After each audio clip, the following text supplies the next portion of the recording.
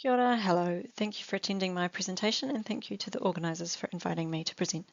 My name's Rebecca Campbell. I'm a pathology scientist in New Zealand and I'm presenting today about work we've done understanding the invasive fungal pathogen that causes myrtle rust and how that interacts with microclimate and forest edges. First, I'm just going to set the scene for the theme of the talk, which is about microclimate and climate change. So the disease triangle hopefully is familiar with you, so I'll just highlight some of the interactions particularly relevant for this talk. So obviously the pathogens are strongly affected by climate and weather conditions, and the growth of the plant is also, and the amount of susceptible tissue is also strongly affected by climate and environmental conditions. And climate change significantly affects this disease triangle by altering those environmental factors, defining the environmental corner of that triangle. The forest fragmentation and forest edges also have distinctly different microclimate gradients, also influencing that environment corner. So between the changes in those environmental factors, the temperature, rainfall, moisture, humidity, for example, they're influencing that susceptible tissue, and then also the pathogen processes of overwintering, the latent period, and the reinfection times. So the pathogen of interest for this talk is a new invasive pathogen to New Zealand, arrived in 2017. Has tropical origins, origins in Brazil. It prefers or does well under warm temperatures and high humidity. In New Zealand, temperatures are usually suboptimal because we're a temperate climate, and results in an active period over winter where the fungus can overwinter in a latent state.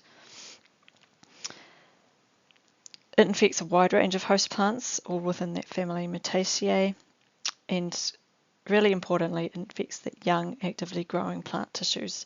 So leaves, stems, fruit, flowers, all in the active growing stage. We have a weather-driven process model available for predicting infection risk and latent period length that we'll talk more about in this talk.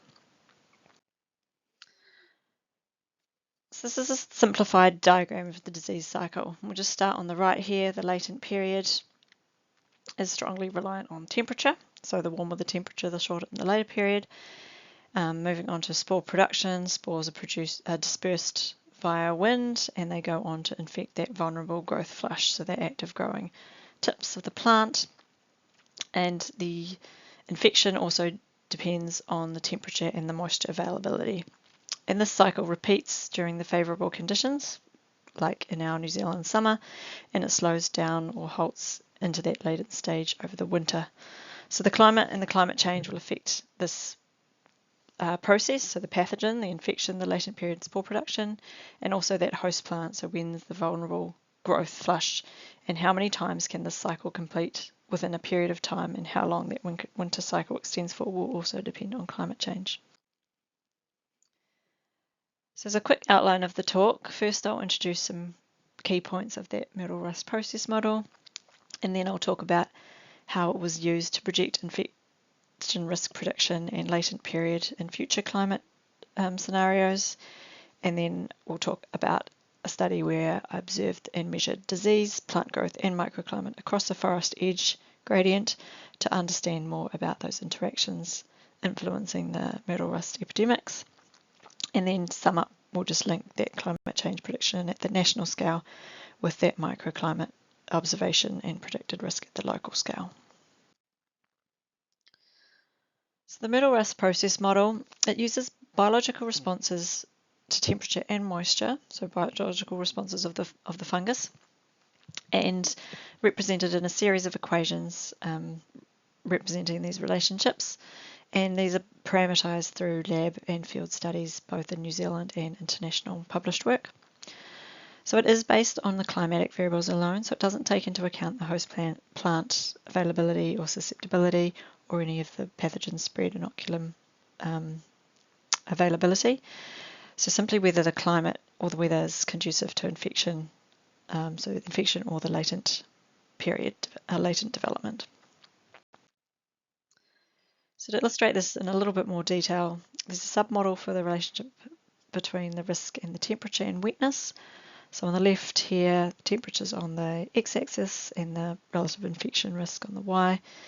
We have an optimal temperature for infection around 18 to 21 degrees Celsius, and then the different coloured lines there are the different periods of moisture availability, and when you get longer periods of moisture availability, you get a wider range of temperature where infection can occur. On the right, there's the latent period relationship.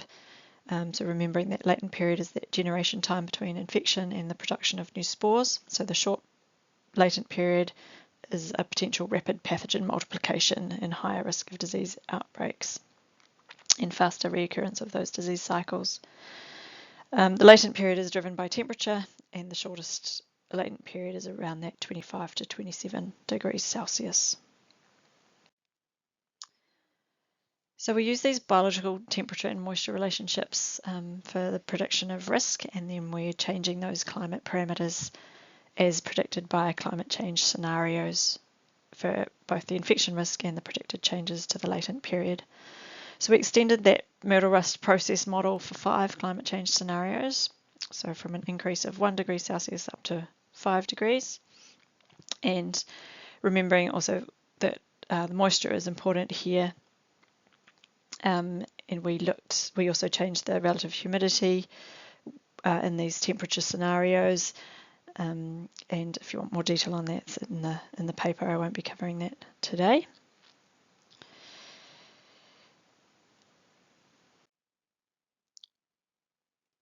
So some of the output maps, so these are maps of New Zealand with different levels of this one's infection risk at days above a threshold, and the threshold was chosen at 0.5 of the infection risk value, which is the midpoint of the moderate infection risk category, and that was supported by meaningful field observations. So on those maps we have on the y-axis the different seasons. Up the top the summer, so December, January, February, so that's the New Zealand summer, autumn, winter and spring. And then from left to right, the temperature scenarios. So the T+0 is our current climate, and then the T+5 is that climate and moisture scenario for the +5 degrees Celsius.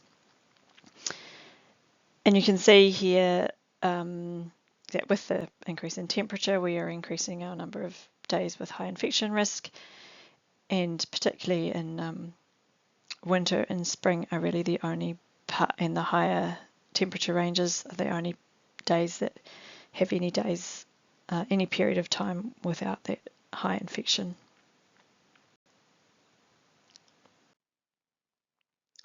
Then for the latent period, so the layout's the same. You've got your seasons on the y-axis, and then from left to right your temperature scenarios. So remembering that those shorter latent period is the higher risk, so the reds and oranges, and you can, when they're in that orange and red categories, you get more cycles of growth in shorter time periods, so you can get several infections or disease cycles per month under those scenarios. So in these high temperature scenarios, there's less times for the plant to recover between those disease cycles or the latent period cycles, and a higher risk of those disease outbreaks. Northern and coastal areas in particular, potential for the disease to continue being active throughout the whole year under these climate change scenarios, so without that winter break for the plants. So just to sum up for the national climate change predictions, we've got the shorter latent periods and the higher infection risks when you increase your temperature scenarios. We have the different changes in risk for different regions, so some where the risk was currently marginal is then moving into the higher risk areas, and between seasons. So summer was often already suitable conditions for infection and for shorter latent periods, but these other seasons are now becoming more higher risk and longer, shorter latent periods, so the plants don't get such a winter break, which means we'll likely have more pathogen spread and expansion. So now I'll move on to talking about our observations of disease growth and microclimate across forest edges. So this study was undertaken at the top of the South Island, so the northern area of the South Island of New Zealand, and we're looking at forest patches, our indigenous plantings and restoration areas. So we've got a native forest area and then an open area where they've been doing some restoration planting, so the plants are very small still. It is small patches and disturbed forest, and these sorts of environments are quite common through New Zealand and also throughout the world, so it's quite important for us to understand what the pathogen risk is in there. Because at the edge of a forest fragment you get changes to that plant growth, and you also get edge effects of those microclimate conditions. So we had that national scale for the climate change predictions for the model climate, and then we're moving to this regional scale. So we've got the top of the South Island, and then within the valley we have 3 sites, and at each of those we have an edge, a forest edge with distances across that edge. So the distances are shown here, the 1 out in the open and then 6 into the forest. We also, at these forest patches, looked at all the host plants that we could find. So these are native rohutu and Alophomyrtus species, and at each of those edges we have up to 200 host plants where we're observing rust and growth over 3 summer seasons.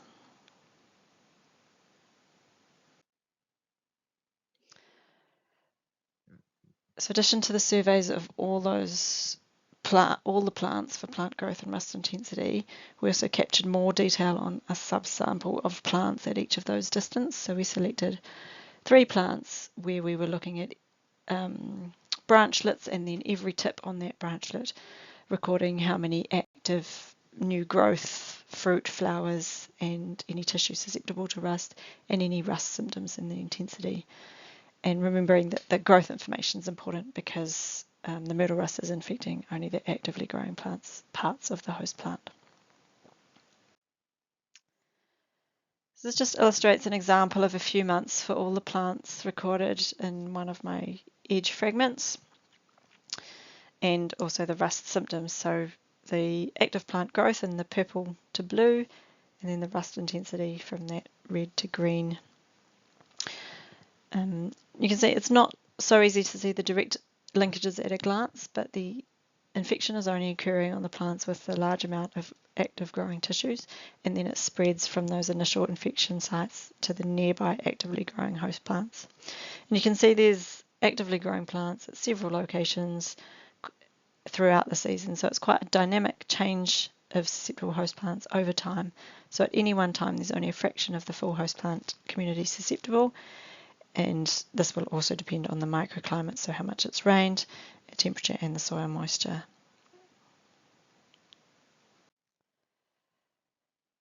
Looking at that microclimate, infection patterns and growth pattern across that forest edge, these graphs that I'm showing now will illustrate some of that detail.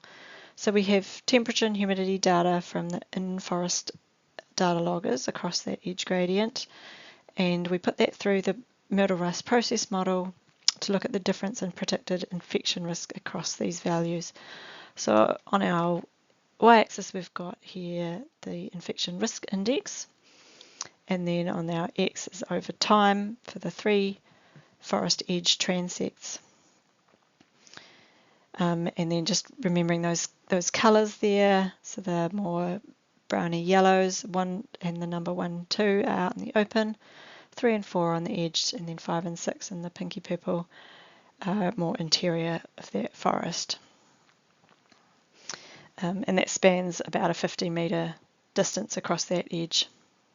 And we can see there's about up to about 0.2 risk difference over sort of the 10 metres between distances, and up to about the 0.6 over the 50 metres across that edge.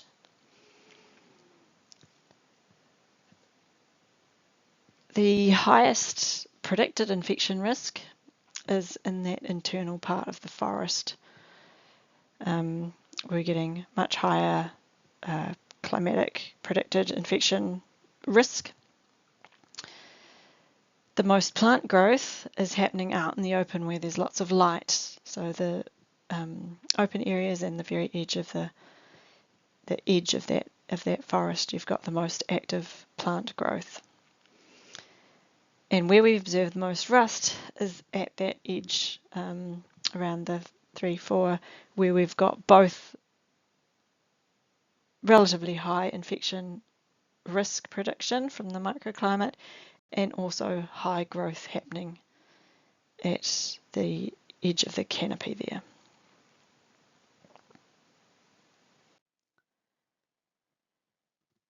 And if we remember those risk profiles, we'll use the days above a risk threshold, and so that increased with the climate change.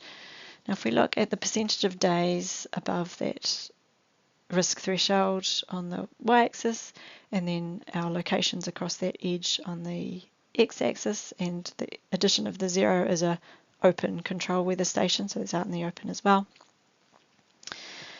And for this period of time we were observing rust, that length of season, or the percentage of days above that risk threshold, is differing up to 1 or 2 weeks between that outer open area and the within the forest area.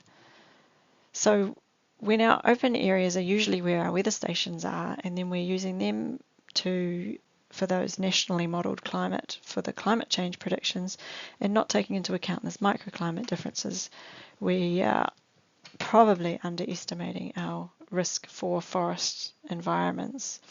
If you look at that difference between the open and the under the canopy forest, it's equivalent of going from that green sort of 20 days above the risk to the yellow 40 days above the risk category if you're comparing it to our climate change scenarios. That's quite a large potential to extend that infection risk season within these environments.